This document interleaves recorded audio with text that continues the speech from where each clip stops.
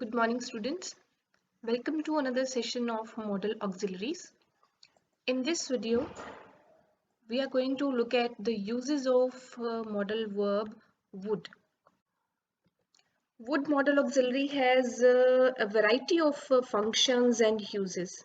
We use would when we have to express polite request, offers, or invitation, when we have to express preference, when we have to express desire or willingness to do something, when we have to ask for permission lena ho, then also would is used when we when we have to express some habitual past actions, तब भी हम would का use करते हैं और जो will है उसके past tense के तौर पर भी इसको यूज किया जाता है. Some of the uses of would we have done in our previous session.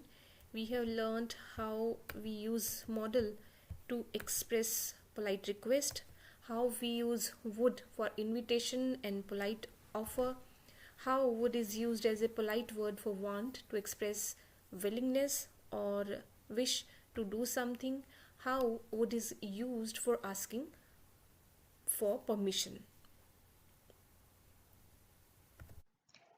would का यूज हम एक और तरीके से भी करते हैं for past actions and happenings.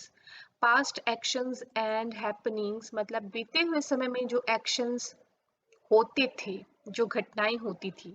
Main चीज क्या है इसमें, जो कस्टमरी या हैबिचुअली मतलब आदतन जो होती थी या रूटीन में जो काम होते थे, हुआ करते थे, इस तरह से हम बोल देते हैं, तो उनको प्रकट करने के लिए भी हम वुड मॉडल का यूज करते हैं. एग्जाम्पल्स देखेंगे for better understanding.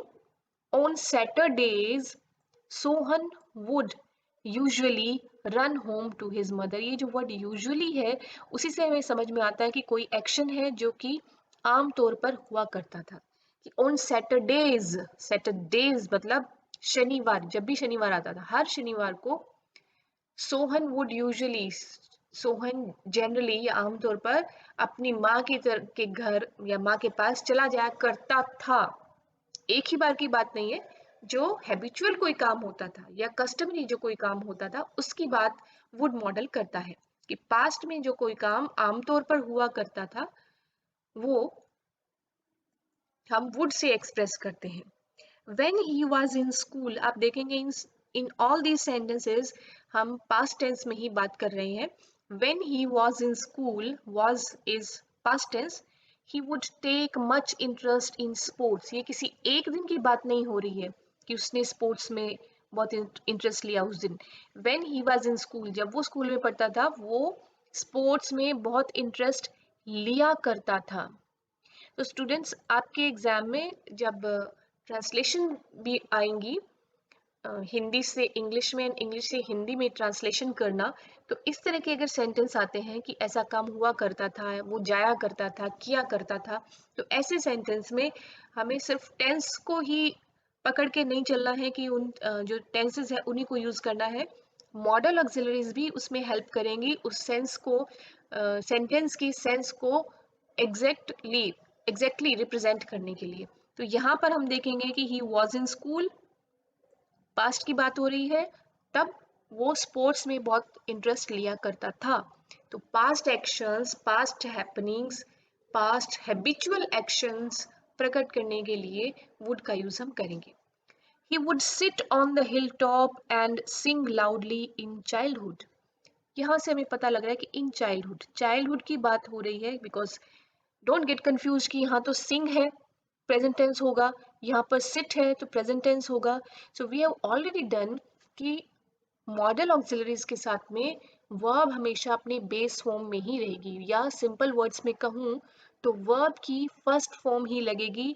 No ING, no S, no ED etcetera, कुछ भी नहीं लगेगा. तो ये जो फ्रेज है इन चाइल्डहुड, ये जो एडवर्बियल है, ये यहाँ से हमें पता लग रहा है कि बचपन की बात हो रही है, तो पास्ट की बात हो रही है. He would sit on the hill top and Singh loudly in childhood, कि वो हिल टॉप पर बैठ जाया करता था और ऊंची आवाज में गाया करता था. एक दिन की बात नहीं है कि वो एक दिन हिल टॉप पे बैठ गया और गाया.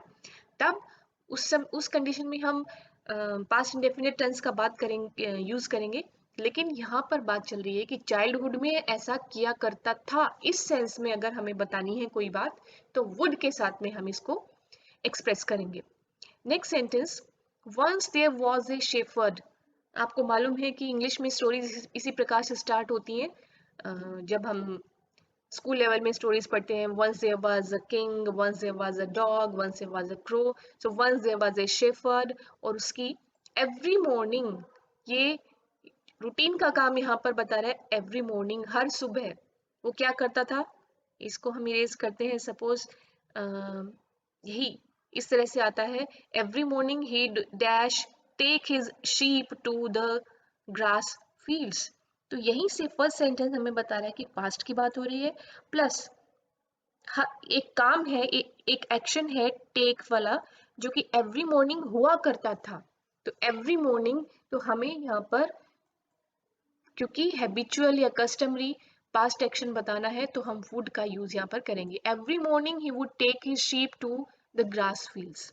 ग्रास फील्ड्स में वो अपनी शीप को लेके जाया करता था। Mary wouldn't come out of a room all weekend.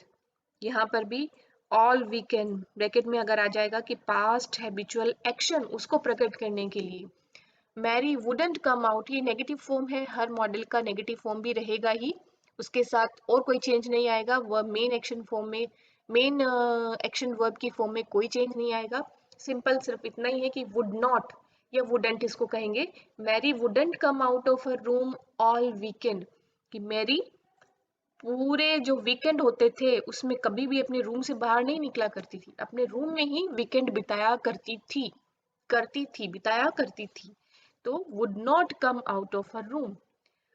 Next, after dinner, we would all sit in the hall and chat for a while.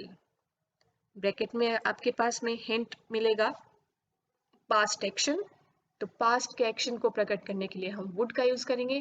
After dinner we would all sit in the hall and chat for a while, कि हम सभी hall में बैठ जाया करते थे और थोड़ी देर के लिए बातें किया करते थे। तो इस तरह से हम would का यूज करते हैं पास्ट में कोई रूटीन से काम जो होता था उसको बताने के लिए। would is also used to denote some desire, लेकिन मेन चीज क्या है, ये डिजायर इम्प्रॉबेबल या इम्पॉसिबल होती है, कि इम्पॉसिबल से दिखने वाली अनलाइकली डिजायर, जिसके होने की जिस इच्छा के पूरे होने की संभावना नहीं के बराबर होती है या होती ही नहीं है, ऐसी डिजायर को प्रकट करने के लिए वुड का यूज करते हैं। एग्जाम्पल्स की हेल्प से हम इसको समझ पाएंगे। देख, would that I were a bird, जिसे कि काश मैं एक बर्ड होता, ये तो इम्प्रॉबेबल, तो क्या इम्पॉसिबल ही है ये desire. Would that I were a bird, काश मैं एक पक्षी होता। Would that I had become a minister, काश मैं एक मिनिस्टर बन गया होता। ये इम्पॉसिबल तो नहीं है, लेकिन ये वुड यहाँ पर होना इम्प्रॉबेबल जरूर दिखाई देता है। Would that I had become a minister. Would that we lived near the sea के पास रहना इम्पॉसिबल नहीं है, लेकिन इस सेंटेंस में ये इम्प्रॉबेबल जरूर दिखा रहा है कि इम्प्रॉबेबल है, बहुत ही ऐसी इच्छा जो जिसका पूरा होना बहुत ही मुश्किल या नामुमकिन सा होता है।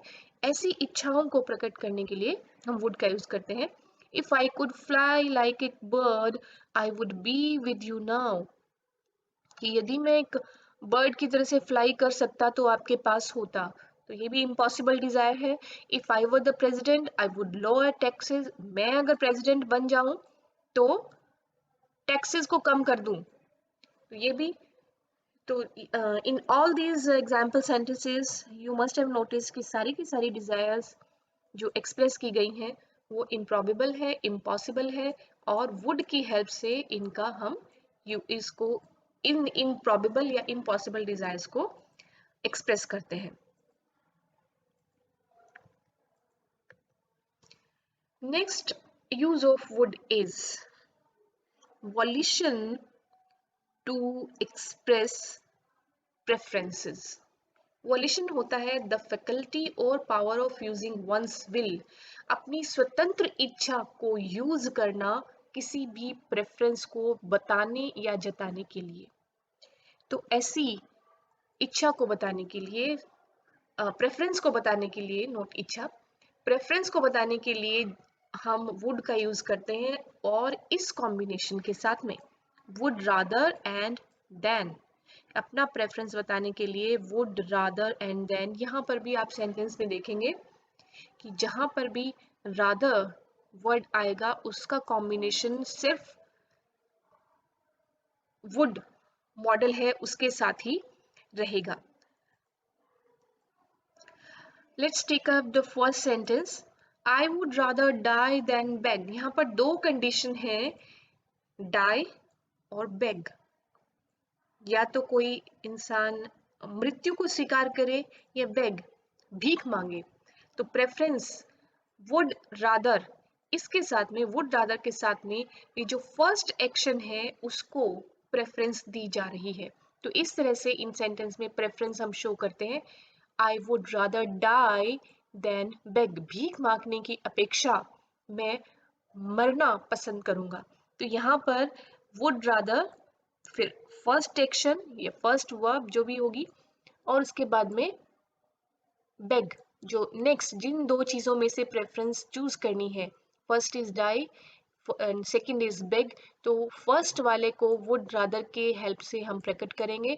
फिर देन के बाद में जो नेक्स्ट है जिसको हम प्रेफरेंस नहीं दे रहे हैं उस सेक्शन को देन के बाद में लिखा जाएगा। तो ये इसका स्ट्रक्चर रहता है इस तरह के सेंटेंस का, subject, then would and rather, then action first जिसको प्रेफरेंस देनी है, फिर देन, और फिर उसके बाद में जिसे प्रेफरेंस से दूर रखा गया है। Next sentence, I would rather resign than work under him. I would rather resign, कि मैं रिजाइन करना ज्यादा पसंद करूंगा बजाय उसके अंडर काम करने के। सब्जेक्ट वुड रादर, ये दोनों एक साथ रहेंगे। फिर फर्स्ट एक्शन जिसको हमने एक्सेप्ट किया है, जिसको प्रेफरेंस दी है, उसके बाद में than and work under him उसके बाद। Next sentence is, I would rather suffer the loss than seek help from Ramesh, कि मैं लॉस को सफर करना अधिक पसंद करूंगा ना कि या बजाय रमेश से हेल्प लेने के लिए। दो चीजें हैं, या तो मैं सफर करूं या रमेश से हेल्प लूं। तो आई would rather choose the first one, I would rather suffer the loss, मैं लॉस बेशक सहन कर लूंगा लेकिन उसकी हेल्प नहीं लूंगा। तो इस तरह के सेंटेंस में हम वुड का यूज करते हैं with rather and than. They would rather go bankrupt than sell the family home. यहाँ पर भी दो कंडीशन है कि या तो बैंकरप्ट हो जाए, बैंकरप्ट मीन्स दिवालिया हो जाना, पैसे वैसे सब खत्म हो जाना। आई would rather go bankrupt, they would rather go bankrupt, या तो दिवालिया हो जाए या फैमिली होम को बेच दें। तो ये दो कंडीशन है, इनमें से दे ने प्रेफरेंस दी बैंकरप्ट होने की। दे वुड रादर गो बैंकरप्ट, तो बैंकरप्ट होना उनको मंजूर है बजाय अपने फैमिली का जो घर है उसको बेचने की। तो इसका पेयरिंग रादर के साथ में रहता है, और फिर उसके बाद में देन के साथ हम नेक्स्ट जो भी एक्शन है जिसको इग्नोर किया जा रहा है, जिसको प्रेफरेंस नहीं दी जा रही है, वो हम वहां पर उसको प्लेस करते हैं। वुड का एक और यूज है, इसको हम विल के पास्ट टेंस के तौर पर यूज करते हैं। आपने देखा होगा नरेशन में जब डायरेक्ट स्पीच में हम बात करते हैं तो विल का अगर यूज होता है तो उसको अगर पास्ट में हमें कन्वर्ट करना है इनडायरेक्ट स्पीच में तो हम वुड का यूज करेंगे। मतलब पास्ट में जाके फ्यूचर की बात करना वुड मॉडल करता है। For example, he told me that he would come for the meeting। तो इसका अगर डायरेक्ट स्पीच देखें तो इस प्रकार से रहा होगा that he said to me I will come for the meeting। he said to me I will come for the meeting। और इनडायरेक्ट में इसको कन्वर्ट किया, he told me that he would come for the meeting। Next sentence, he told me that he wouldn't come for the meeting। ये negative में ही है, उसका direct कैसा रहा होगा, he said to me I will not come for the meeting. तो हम will का यहाँ पे past बनाना है क्योंकि he said to me बोला गया है, तो he told me that he wouldn't come for the meeting. Next, I told her that I would help her. इसका direct speech कैसे रही होगी? I said to her, I will help you. और इसको इनडायरेक्ट स्पीच में convert करना है तो विल की जगह हम वुड यूज करेंगे क्योंकि उसको पास्ट में लेके जाना है. So I told her that I would help her. So this is how we use the model would.